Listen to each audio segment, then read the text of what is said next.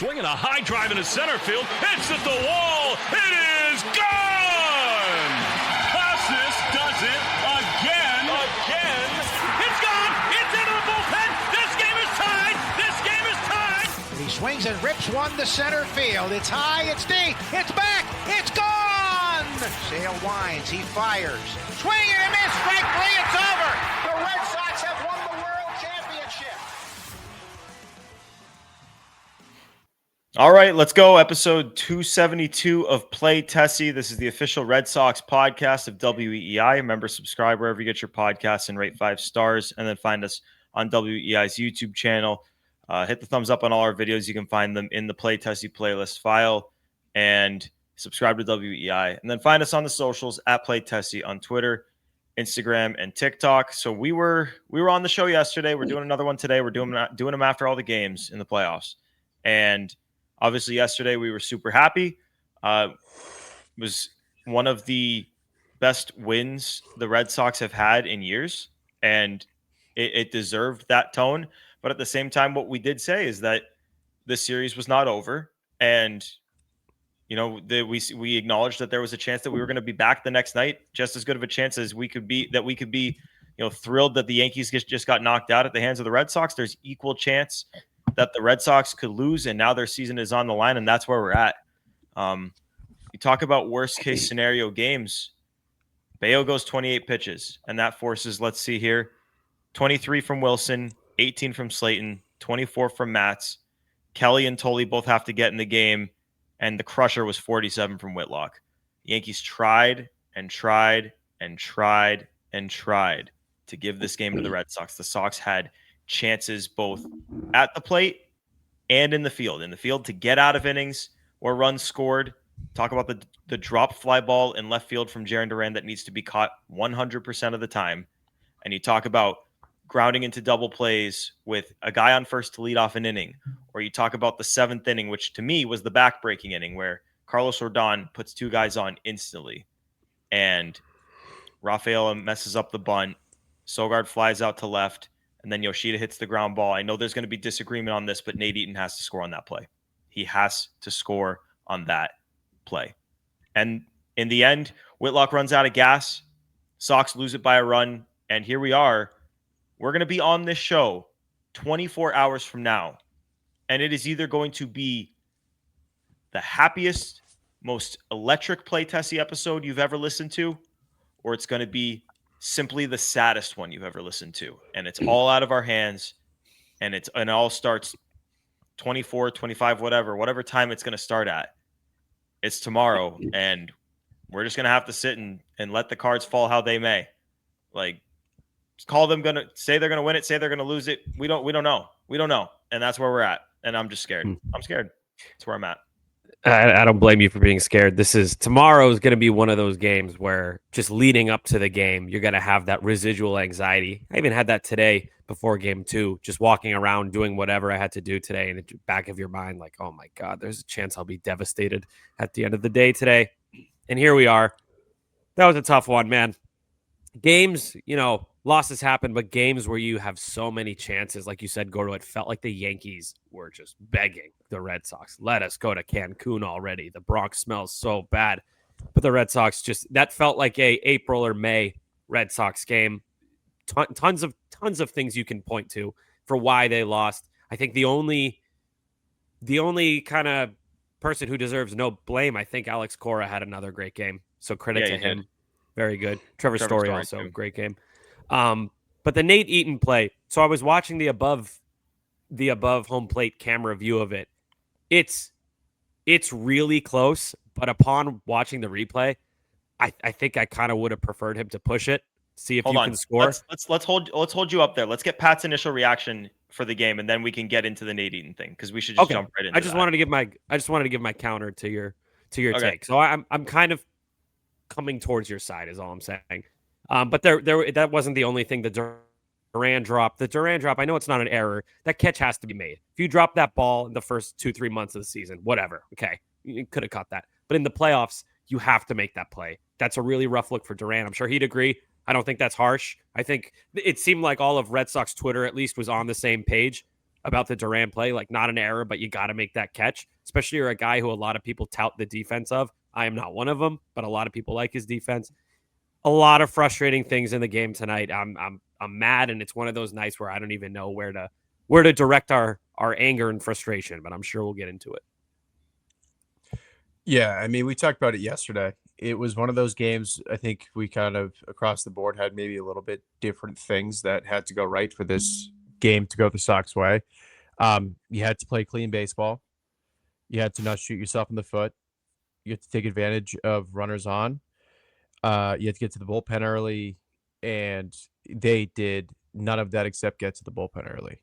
They pushed Rodon. You got him out relatively early for Rodon. You got some runs off Rodon.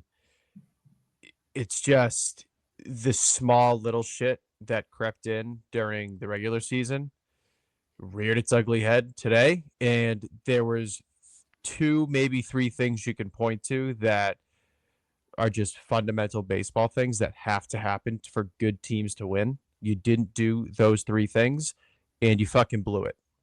You lost to the team that was trying to give you the win. Duran, that I can't even. He didn't have to dive, period. He dropped the ball before any part of him hit the ground. That is Matt, he just said this. He agrees with you. He just said this in the post game. He said, he said the ball crept up on him. He didn't need to dive. You actually nailed it. Here, I'll give you the full quote. Duran on the missed fly ball. This is from Ian Brown. Duran said, I was just playing pretty deep on Judge, and as I was coming in, thought it was hit a little harder than it was, and I kind of gained more ground than I thought. I didn't really have to go into a full dive there and kind of just pushed the ball on myself a little more, kind of got really up on me. It's on me. Yeah. So there's that coupled with this is a guy that I think all of us, maybe not Gordo, but this is a guy that we didn't want in the lineup game 1 or game 2. And then he came and hold his own on defense. It's awful. I am of the mind where I was totally okay with Nate Eaton not pushing it there. We'll get into it. But for me, if that's a clean pick, I think he's hosed at home, and you have 2, 3, 4 coming up. But then for me, honestly, the biggest killer today by like a country mile, and I don't think it's close, is Ceddanne squaring up 2 balls in the other batter's box and then immediately popping out to the pitcher with first and second no outs. That is a little league play. I don't even give a fuck if you have to take him out of the game to get a bunt down. Hamilton did it a couple weeks.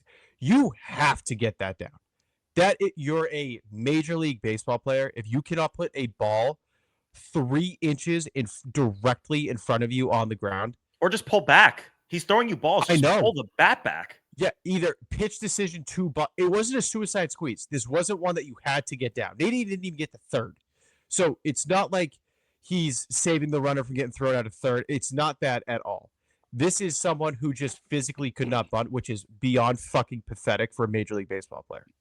Did you guys think he was trying to bunt for a hit with at least the first attempt? Not the second one, but the first one looked a little like, not fully sacrificed bunt-ish, like in between almost. Well, maybe the first one he could have been in between to maybe try to get the best of both worlds. But I think his main objective was definitely get this thing down, get Duran and Eaton a second and third, get your contact guy and Nick Sogard up. Like, the decision to have him bunt was sound.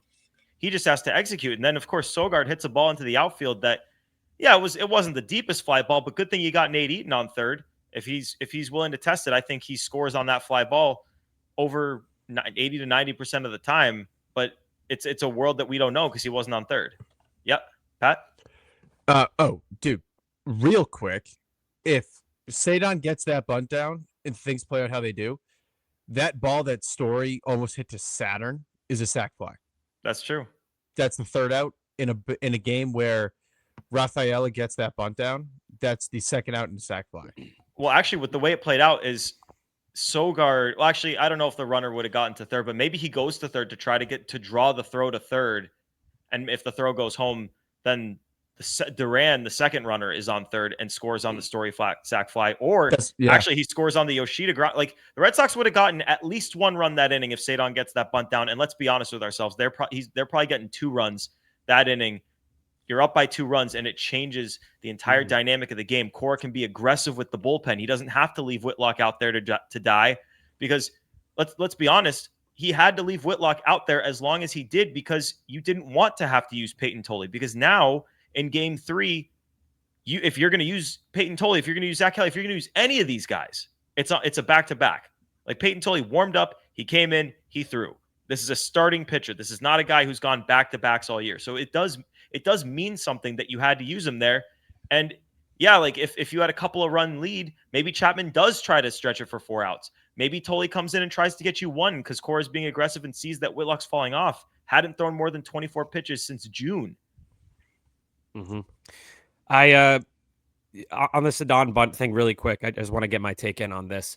I think the more so than him not getting the bunt down, I don't like at all the concept of him bunting there. Let me back up. I don't mind a baseball player bunting in that spot, but not Ceddanne. He's not a guy who bunts often. He hasn't shown a consistent ability to get it down, and he's been good lately. He's been having good at bats. Like what? And I don't think he's much of a double play threat. I just don't. I didn't like the idea for Ceddanne. I like the concept, just not the player. So that's my issue with it. And I think after you saw the first attempt, change it up. You had him go twice. I feel like he told you a little bit with that first one where it just he's like jabbing at it. He looked like a guy who's never bunt before, and maybe I'm overthinking this. He looked very upset that he was bunting, and I might be totally wrong here.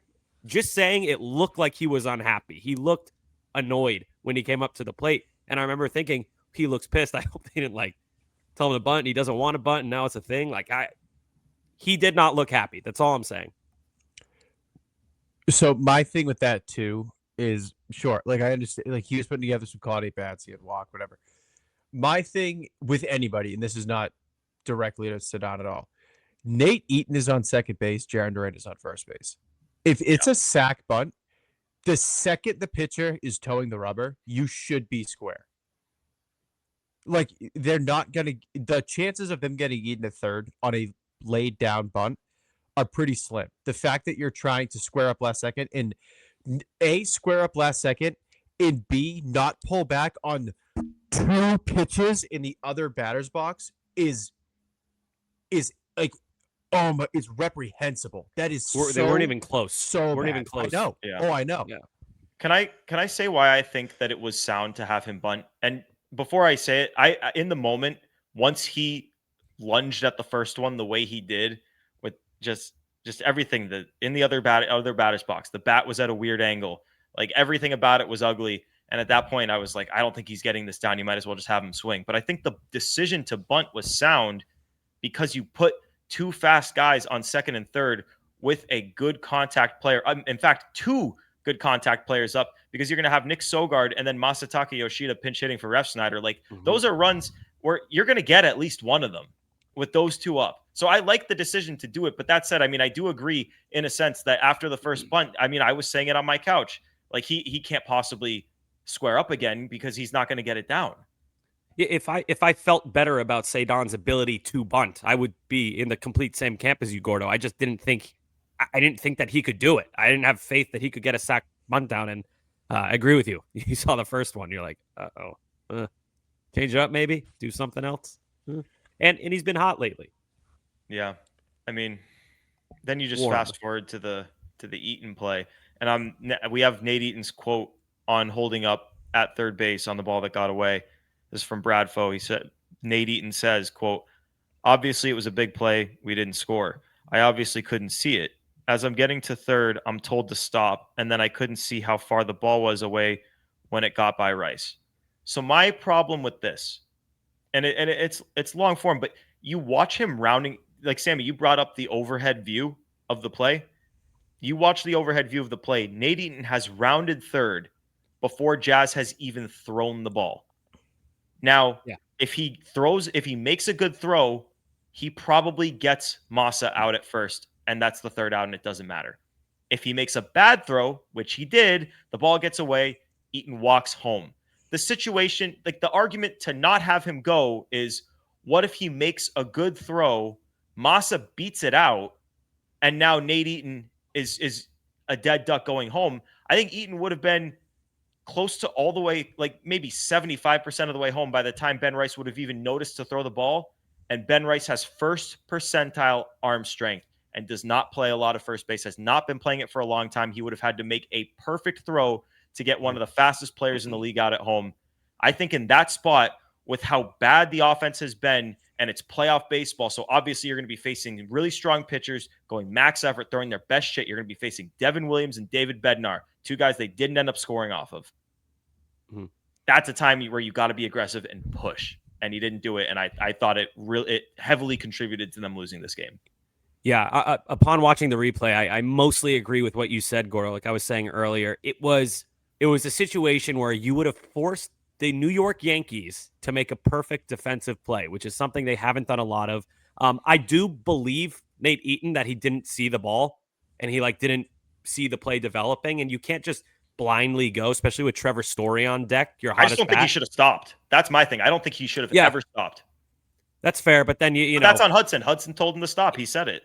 In his head, yeah, and also in Nate Eaton's head, he's thinking, I have to be super careful here. Our best hitter's on deck. If I get thrown out, if there's any scenario where I get thrown out and I lose this team opportunity with Trevor Story and the bases loaded, who already has a home run and 3 RBIs tonight, I get it. That's why I'm not mad at him. I think he messed up. I'm just not furious at him or anything. That's a really tough play. I believe he couldn't see it. Hudson probably thinking the same thing. Story's on deck. Like, we have to be smart, be aggressive, sure, but you can't be stupid. So this is why this sucks. Like, who do you even point to? It's just we're frustrated, and it's like we yell into the void, and we don't know where it's directed at or who it's directed at. And sounds dark that you want to have a scapegoat, but like times like this, you're like, I want to know what went wrong. It feels like there's no closure on this specific play.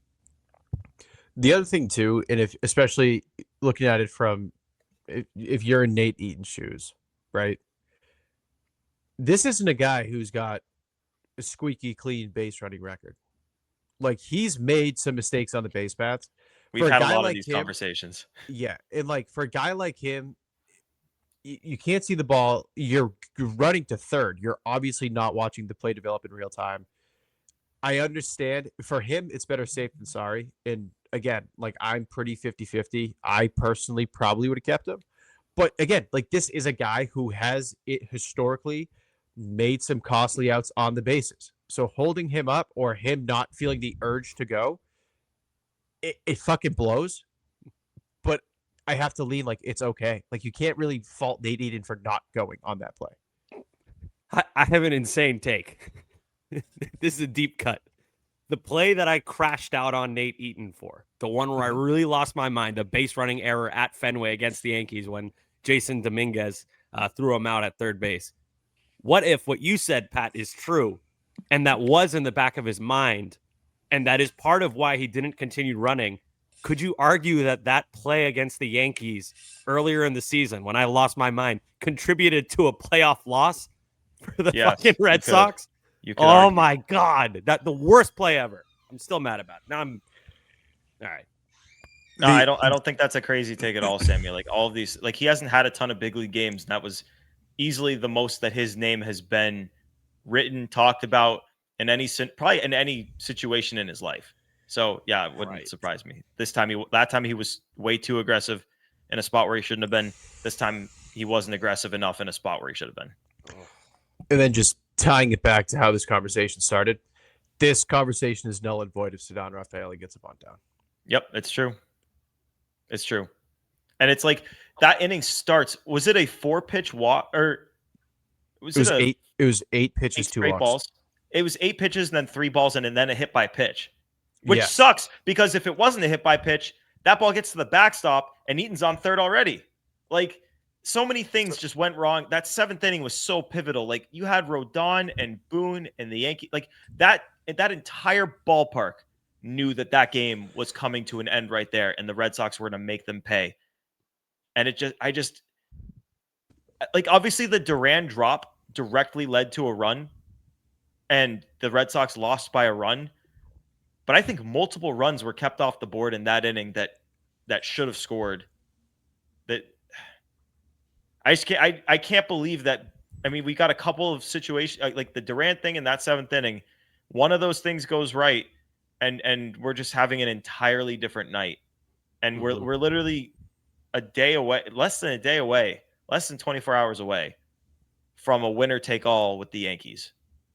Like, And I hate how it's hard to comprehend that. I hate how Ceddanne had to hit a warning track fly ball to end the game, just to Oh, twist I the thought it was dagger. gone. I thought it I was jumped gone. off my couch. Oh my God. I feel like a fool. Nobody even watching me, and I felt like a fool. Just like I said, twist the dagger one last time. Scary hours, boys. Scary, scary. I don't even. It's. I like don't even know where to go. Like tomorrow. I don't even like thinking about tomorrow. If we want to get there, can I give you like an exciting way to look at it? Maybe we'll inject a little bit of positivity about this game tomorrow. Yes. Like, okay, just saying, this has a chance to be one of those games we talk about for the rest of our lives. If this kid, Conley Early, in his 6th MLB appearance ever, if he can come out and pitch a good 4 innings, we'll be talking about this for years and years and years. Kid comes out of nowhere, deep of your 6th best pitching prospect, not even towards the top, a guy that really wasn't on anyone's radar until about a month before his debut. And he comes into Yankee Stadium and he gives you 3-4 innings of 1-run baseball, just something. Give this team up a chance to win tomorrow. Would be something we talk about for a long time. And I love, even though the odds are stacked against the Red Sox, or so it feels that way, I love getting the opportunity to see the team do something like that, where they overcome everything and shock the world and show that it's fucking baseball. That's why you have to play the games. It's not a game played on paper. So something to look forward to. Well, the truth is, it not only is it playoff baseball, but it's essentially a game 7 here, and anything can happen. And to claim you know the way a game is going to go would be wrong. So no one who's out here saying the Red Sox are going to lose this game knows what they're talking about. They're just saying how they feel because they're emotional right now. But like the reason I'm sitting here, my fear is not because I think the Red Sox are going to lose the game, nor do I think they're necessarily going to win the game. I don't know what's going to happen. But my fear is just like, Sam, you say this has the potential to be a game we talk about forever. Like, I think regardless of what happens, it's going to be a game we talk about forever. Like, it's a winner take all with the Yankees. If you lose it, you're going to talk about it forever. It's going to be that what could have been. They lost the second game and then they lose the third game. If they win it, we'll be talking about 4 consecutive times the Red Sox eliminate the Yankees in a postseason. No, not a postseason winner take all game, but in a postseason 4 straight times it would be. Like, we're going to talk about it regardless. Like, we know it's going to be one of those pivotal days. Like, as people who watch and talk about every single one of these games, the way it is going to work is this is like going to be a pivotal day in our lives that we remember forever. And you want it to go well so badly, but you have no control over it. Yeah. Scary hours, like I said. And you know, in a way you could spin it. It's kind of, I don't want to say house money, but look at this team, man. Like held together by duct tape right now. I just enjoy these fuck it, let's see what happens games where you feel like you got no shot. It's fun, man. They have no shot? Like, no. Why is that? You have that tone where it's like the odds are stacked against the Red Sox. I don't think they are at all. I really think I agree. 50 game. No, I do, but I'm saying the narrative right now is like, oh, you got a rookie starter in this game. Like, I don't think it's 50-50. I mean, the Yankees have a guy who's been great all year, and Schlittler going tomorrow, home field advantage. They won the last game. The Red Sox both, like, there's a lot of things stacked against the Red Sox. You could make the same argument about the Yankees. They've used a lot of their high leverage arms too. But it just feels like a lot of Red Sox fans, and I understand why, the way people are talking about it are just kind of like, oh, why even bother? They blew it. Tonight was the chance. Like, the Yankees are better, blah, blah, blah. It's that Yankees, like, PTSD that people have from 20 plus years ago. Joe? I do agree with Sammy on the point of, like, you know, looking at it from a brighter side of things. Because, yeah, Cam Schlittler is good, but he's dealing with the same circumstances. Maybe not the exact same circumstances, but, like, he's a rookie pitcher, first playoff start, high-packed environment. Like, there's no guarantee that Schlittler is going to be as locked down as he's been all season. So I am with you guys that it's a toss-up 50-50. You could argue that Schlittler's under more pressure. I mean, he's expected to go in there and do what he's done all year. You got Conley Early's just started pitching in Major League Baseball. Schlittler, you've been there all year. You're a guy that people are really ranting and raving about for good reason. And on top of that, the storylines going into this game, him being from Massachusetts, you never know, man. That's a lot. He's going to be thinking about this for the next, 20 hours? I don't want to do the math, but he's going to be thinking about it for a long time. It's a ton of pressure on him too. So good point, Joe. You can pull the audio. I think we either briefly previewed or recapped that last Yankee series. And I said it really sucks that the Sox aren't going to see Cam Schlittler, and because they probably will in the playoffs. Yep, and here we are, lo and behold, Cam Schlittler game 3. But in a vacuum, look, both teams have a rookie starter on the bump. I would probably argue that the Sox pen is in a better spot heading into game 3 because you got Bednar on a back-to-back. You got Devin Williams on a back-to-back. The real thing that I don't think's really been mentioned yet is the Yankees have Will Warren at their disposal. Sox don't have another starter. Sure, you have Harrison to piggyback, all this stuff. But yeah, I mean, in a vacuum, the circumstances are very similar side to side. Damn, dude, if only we had Giolito versus a rookie. But here's the thing. Like, there is a plenty good chance that with both Early and Schlittler, we see basically what happened today with Bello.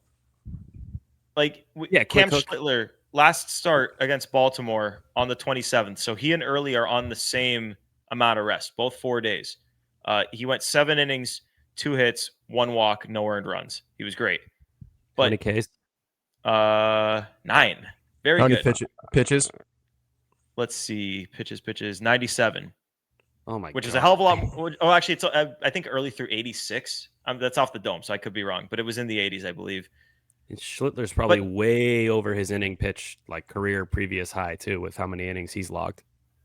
Yeah, but he's also he's not showing signs of slowing down. Like start before that was 5 1/3, 1 earned. Like tomorrow could be the day. Could be the day he starts to show signs. But it really has a chance to just because yes, I agree. Like the Yankees bullpen is taxed because these guys have all gone back to back, and now to close out a game, they're going to all have to go 3 straight. It puts them at a disadvantage. But at the same time, the Red Sox bullpen isn't super taxed in that way. But a big bridge option in Garrett Whitlock is. Like, he's obviously going to be available.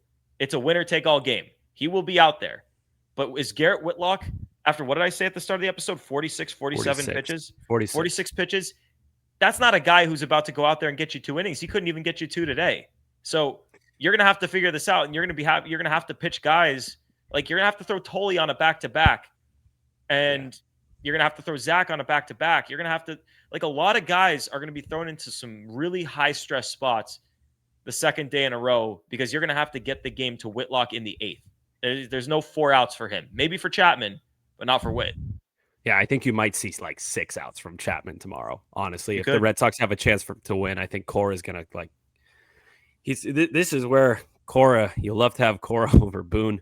I wanted Boone's getting talked out of Rodon being removed from the game. I wanted that to backfire on him so badly. That would have been hilarious. Then I spin zoned it like a professional social media user. I said Carlos Rodon outmanaged his own manager. That's how bad Boone is. So there's always a positive spin for shit if you're a savvy Twitter user.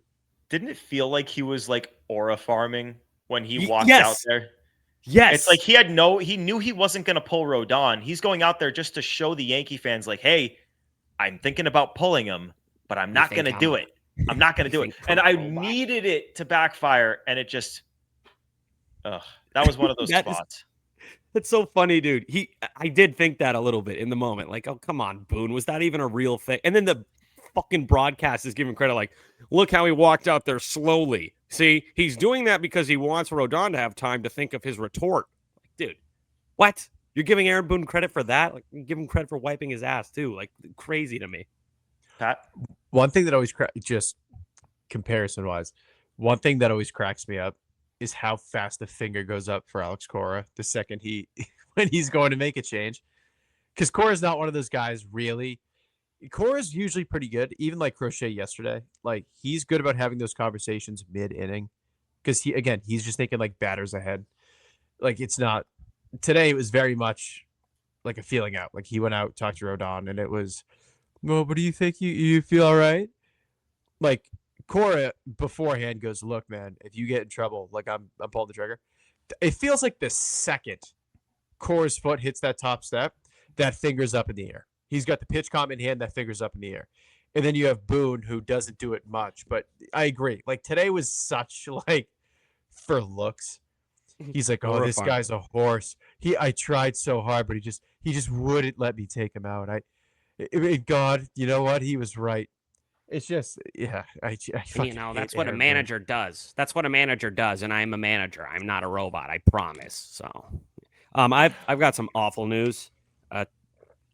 Cam Schlittler faced the Red Sox when he pitched for Northeastern, so we're gonna have to hear about that 187 times tomorrow. It's another Aaron Savali.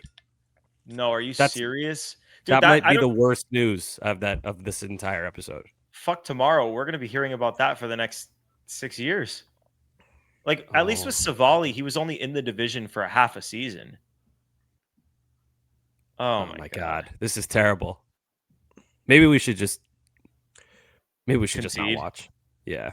We just can't listen. We don't think the Red Sox are screwed on the field or anything. We just can't bear to listen to another. Good news though. He didn't face David Ortiz. I don't think those timelines match up at all. So we are safe from that. Better news. You have the EEI radio broadcast to sync up with the ESPN broadcast, so you don't have to listen to that. Can you do that? No, it's not an Apple TV thing, but I'm saying you can time it out that way. Oh, okay. All right. At least I think maybe I'll try. I don't know. I haven't listened to one television broadcast. I think a minimum of maybe a dozen, maybe 24 games this year via television.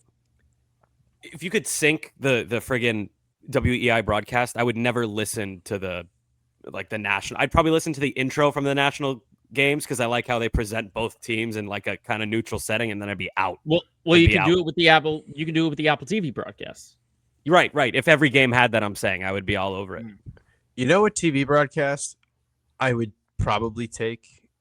I do say probably take as in like I prefer it, but just for nostalgia purposes, we got a little Joe Buck on Fox Sports. Dude, why does he not call the games for ESPN? Dude, I don't know. And dude, because ESPN hates baseball. Dude, the fakest narrative ever, dude. That people say he's bad. I've always liked Joe Buck. I think he's really good. It's hip to say he's bad. That infuriates me. The Dodgers just laid down a perfect bunt. I know. I'm watching too. That was frustrating. That was a beauty. Anyways, but going back to my point real quick, I love Will and Will, love Will and Lou, Will and Sean. Like, I love every duo, but dude, there's just something about Joe Buck's voice in October baseball where it's just like, yeah, it's must tune in, dude. It's fucking awesome. Yeah. Real quick before we pivot, can I air grievances? Yeah. So I tweeted in that 7th inning, and people were basically calling Kyle Hudson a fucking idiot, should be fired, shouldn't have a job.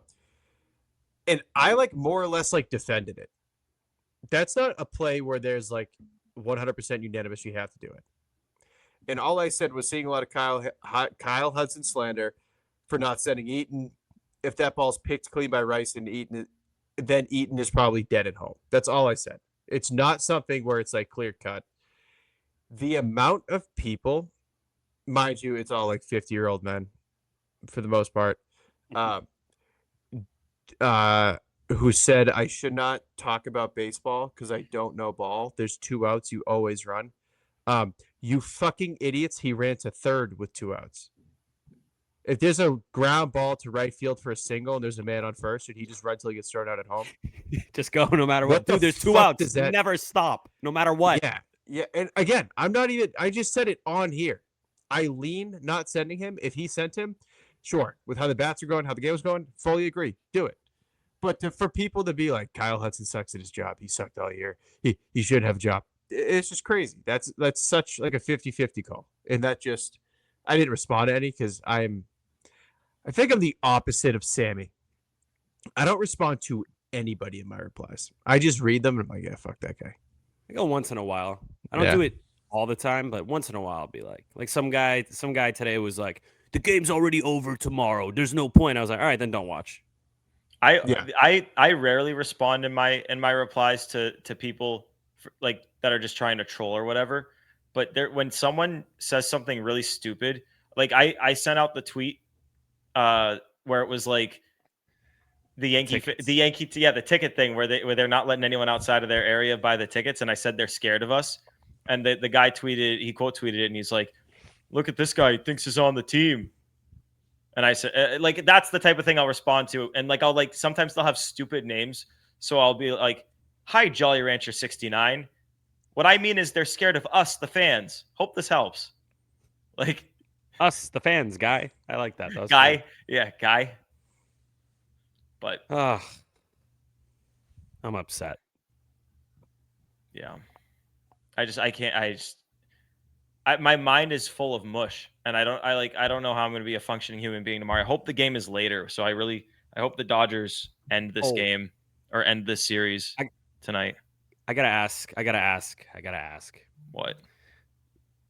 Merrill Kelly.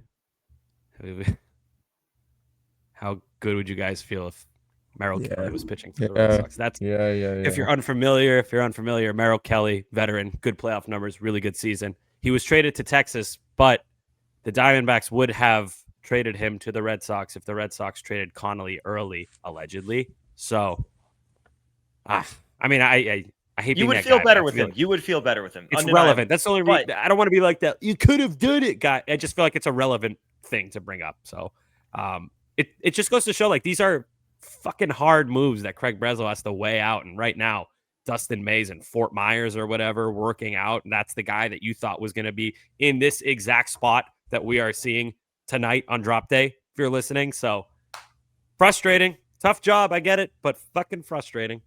Let me ask you guys. So I think obviously we would all like, if we're given four things to rank your confidence in: the offense, the starting pitching, AKA Connolly early, the bullpen, or Alex Cora's managing. If you're ranking those four things, I think we would all have Alex Cora and his ability to navigate the game as number one. Rank your confidence in the other three as you go into tomorrow. Because I'll start, and this is why, like, I agree with you, Sammy. You would feel better about the game with Merrill Kelly on your team going into tomorrow. But my distant third is the offense. Like, I'm most confident in the bullpen by a hefty margin, and then I'm most confident in Connolly early to get you 3-4 innings, and then a distant third is the offense. It hasn't looked good since Roman Anthony went down. So yeah, like, yes, I agree with you on that, but like, regardless of whether they get through this game or not, like that's a problem. And it's going to be a problem moving forward if they do win the game, and it's going to be a problem tomorrow night. Yeah, I agree with the order. I would go, Cora obviously first, so we can go bullpen, right? Bullpen, starting pitching, offense. Yeah, that's what the bullpen, a lot of the Yankees' best hitters are lefties or they're Aaron Judge, who's neutral splits. Doesn't matter lefty or righty. He'll kill you either way. So Red Sox have a ton of lefties, not exactly by design, but still works in their favor. The only guy that really doesn't work well against is Stanton, but I mean, Grisham, Rice, like there's multiple guys in that lineup where being a lefty is a positive. So feel good about that. The offense, I mean, let me go to Connolly early, kind of same thing with him, lefty as well. I mean, it's not a good spot to put a kid with his level of experience in, but there's nothing you can do, so we won't harp on it. And then, the offense. I do think it's good that they're facing a righty. I think the versus right-handed pitching lineup is the A lineup. Like, Duran is not Duran against lefties. Bregman is pretty neutral. I think Story's better against lefties, but he can handle righties. Like, Willier can't. Willier is not in a good way right now, and it's not his fault. So I think this will help him a little bit, or it could. So We'll see. We'll see. I don't know. There's not a ton to feel fantastic about, if I'm being honest. It's a very much roll the dice game. Maybe I'm overthinking it. Maybe I'm over exaggerating. I'm genuinely scared about the offense tomorrow because Willier and Lowe have not played a full game since Sunday. Have not seen a full game's worth of pitching since Sunday. Yoshida has neither, but Yoshida's at least looked confident in the pinch hit at bats. Lowe had a flyout last night, so Tuesday as we record tonight, double play ball, and then Willier just hasn't looked like Willier. And Did Willier get that bad in the first game? Yeah, he did. He didn't get a hit though, right? No. And so he's now 3 for 23 since his return. Yeah. And the thing that scares me too is it feels like in the first 2 games, especially for the most part, aside from Story, and probably Bregman too, a lot of the middle and late inning kind of rallies have been started by your Eatons, your Sogards, and those guys are coming out in favor of the A lineup of the guys who can hit the righties. So that uncertainty part of it is really eating at me because it's guys who haven't seen pitching in 4 days, and then one of which hasn't looked good in weeks. Never mind seeing pitching in 4 days. All right, I have a question for you guys. I was interested the first game. Cora had Nate Lowe off the bench, available to pinch hit, and he bypassed the chance to pinch hit for Sogard, which worked, and he used him to pinch hit for Romy.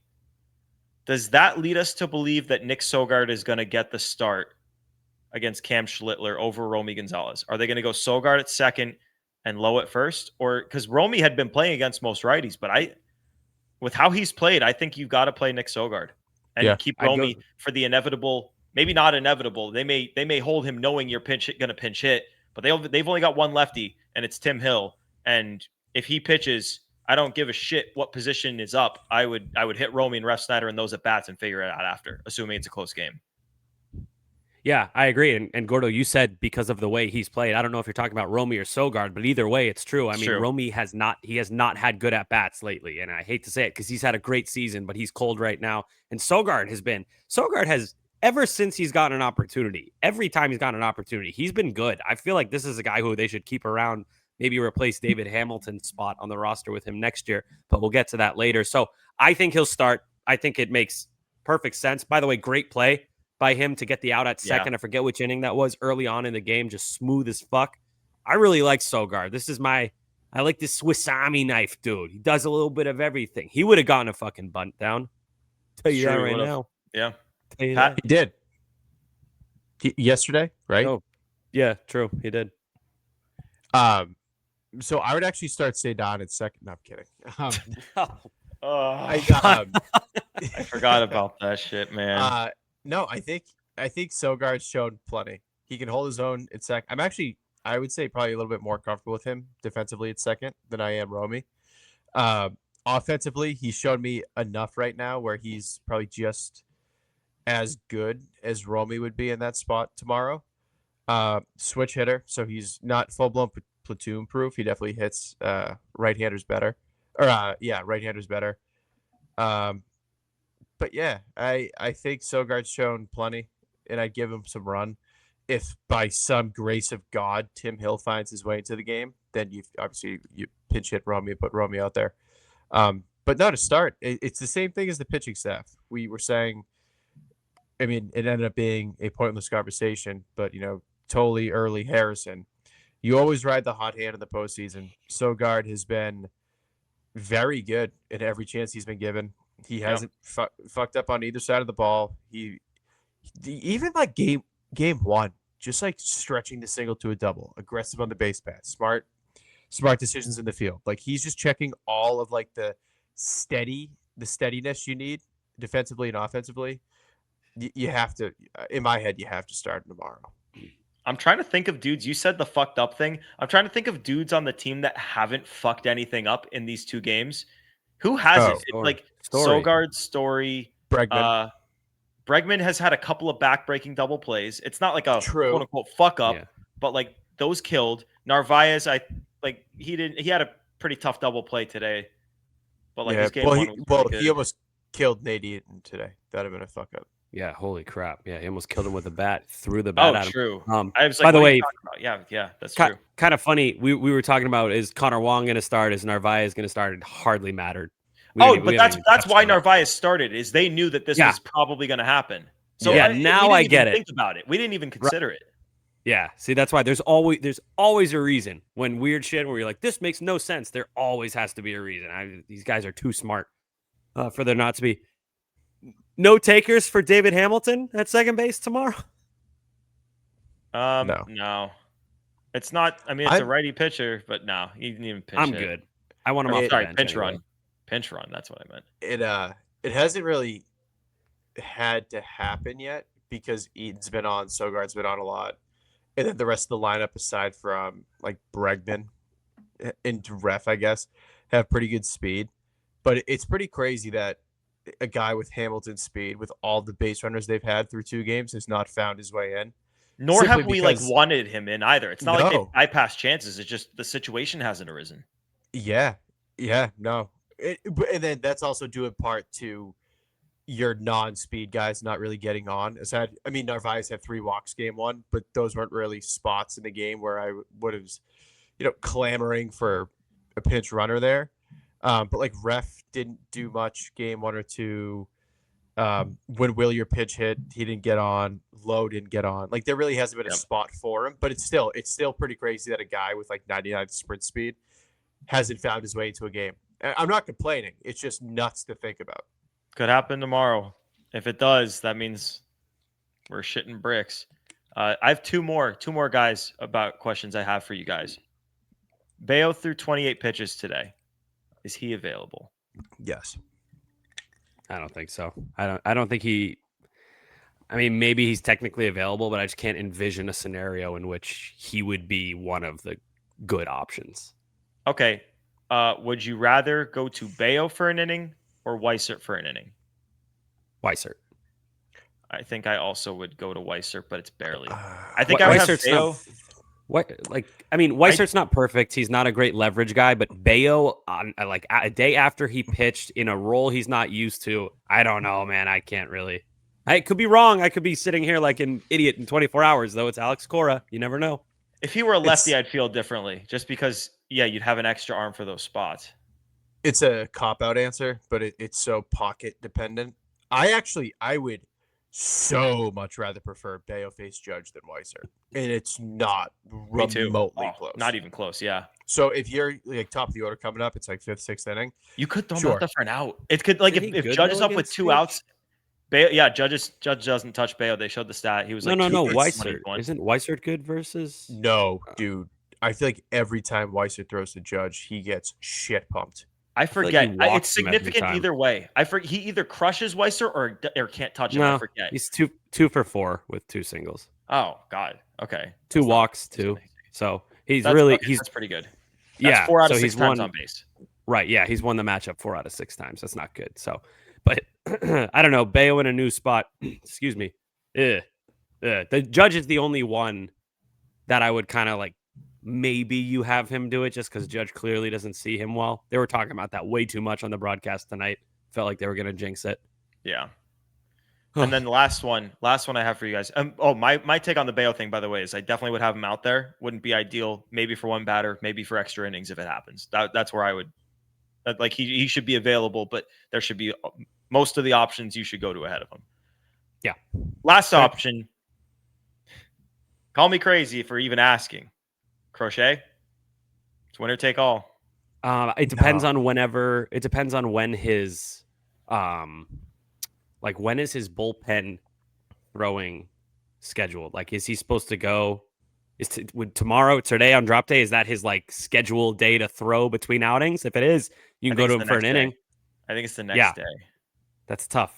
And that is look. And I know it's the playoffs and you want to win, but like this is why Roman Anthony is not back. Like you don't want to hurt your long-term investments in the pursuit of winning the series. You don't want Crochet to, his body's not used to throwing on this schedule. You don't want to aggravate something with him. Imagine if he gets hurt. Like, holy shit.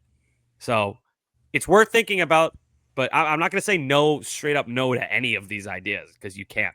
You never know. Chris Sale out of the bullpen. We didn't expect that 2018. On the note of Crochet, just something really quick and funny. I'm in a fantasy baseball league with a bunch of kids from Connecticut who I know through like friends at school.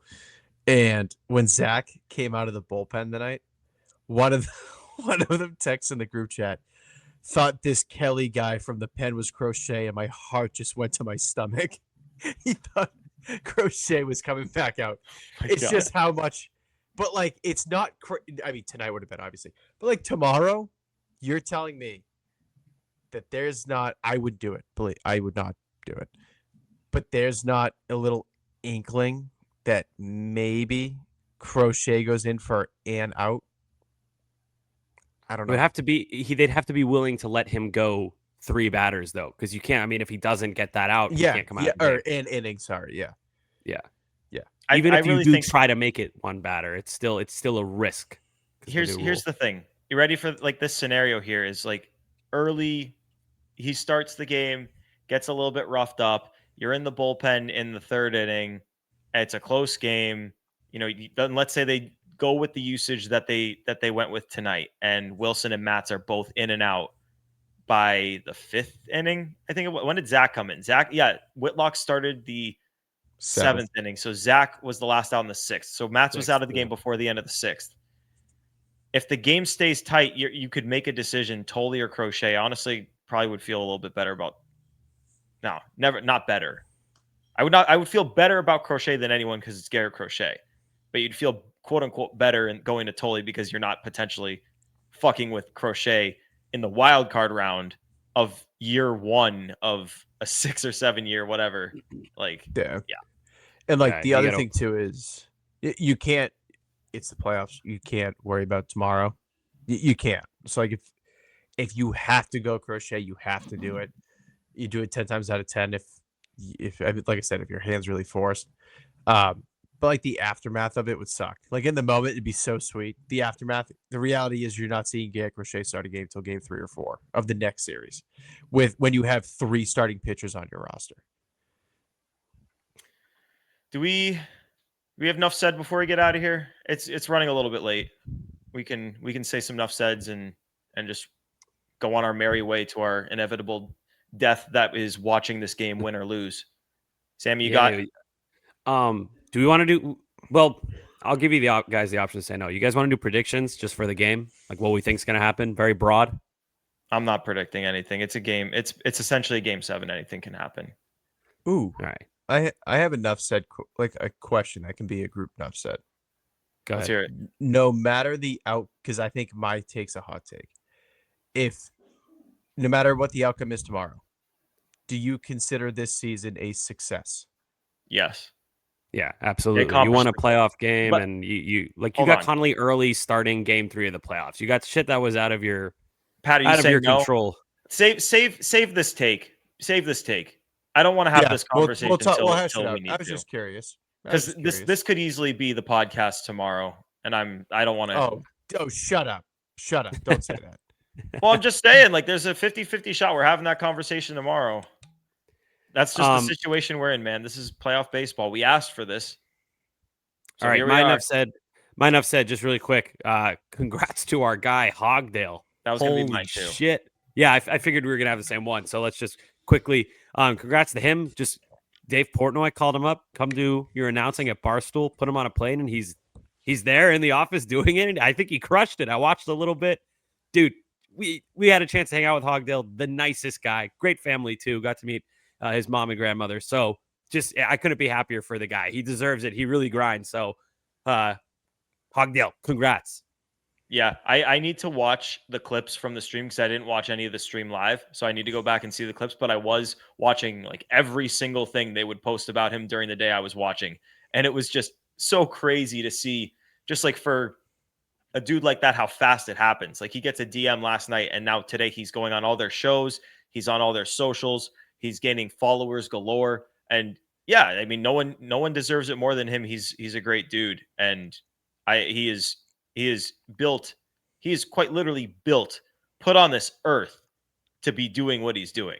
So I'm glad that he's getting the chance to do it on a big stage like that. I hope the Red Sox keep winning games. They keep letting him do it. Pat? There's a video that Barstool posted, and it's when Hogdale first walks in. Yeah. So he's walking in with Gaz, and he's like meeting everybody. And at the tail end of the video, he meets all the Yankees fans. He meets Tommy, Hubs, and Mush. And they're fully expecting. Granted, I would be in the same frame of mind. Like, I need to fucking hate this guy. Like, they brought this guy in to just piss me off. All this stuff. And they start having like small talk and like normal conversation. And so I don't even know how it comes up, but Hogdale basically was like, "Oh yes, like my full-time job is I help dependent old people. I bring them shopping and I help them do their day-to-day chores." And all three Yankees guys just go, "Why is this guy so fucking nice? I can't hate that. He helps old people go grocery shop." Like, just like, Yeah. it's just so wholesome. Like, he's just the best. Shout out Hogdale. Yep. Shout out Hog. And that's going to put a bow on this pod. Before we get out of here, just wishing the two of you guys, Joe, everyone listening to this, wishing you guys the best tomorrow, because again, it's one of those days where it's going to end, and it's going to, it just changes what the outcome of these games changes your immediate future. And by immediate future, I mean like the coming weeks, the coming months, like how you're going to feel all winter long and beyond. Like the outcome of these games and this game alters that, changes it. It means so much, and it's scary. So if you're nervous, I don't blame you. I'm nervous as hell, and I want it to be over, and I want it to go well, but we have no control over it. And it's just, we're going to have to sit in front of our TVs and watch and hope for the best. And that's all I can say. I really, really, really hope they win. I really, really, really, really, really hope they win. Thanks for tuning in. Episode 272 of Play Tessie. Remember, subscribe wherever you get your podcasts. Rate 5 stars. Find us on WEI's YouTube channel and hit the thumbs up on all of our videos, which are in the Play Tessie playlist folder. And subscribe to WEI, and then find us on the socials at Play Tessie on Twitter, Instagram, and TikTok. For Sammy, for Pat, for Joe producing, let's fucking have it. Thanks for tuning in. Peace.